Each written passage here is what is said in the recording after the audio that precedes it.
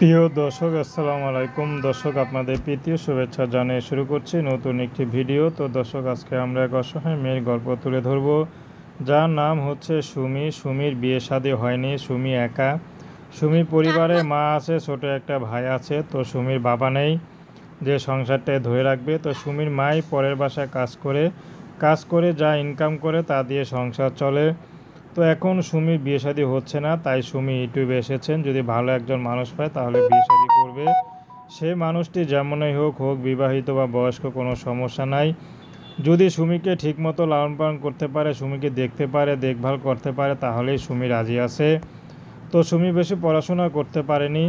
সুমি চাচ্ছে বিয়ে শাদী করতে, তো বিয়ে শাদী করে ঘর সংসার করতে। কারণ সুমির পরিবারে বাবা নেই, শুধু মা আছে আর ছোটো একটা ভাই আছে। তো সুমি বাধ্য হয়ে ইউটিউব এসেছেন। সুমি কখনো চিন্তা করেনি ইউটিউবে আসবেন, কারণ সুমি গরিব হতে পারে কিন্তু মান সম্মানটুকু আছে।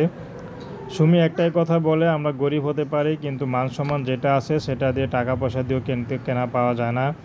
তো সুমি চাচ্ছে এখন ভালো একজন মানুষ যে তার জীবনসঙ্গী হবে। সে যদি তার সাথে যোগাযোগ করতে চায়, তার নাম্বার তো দেয়াই আছে।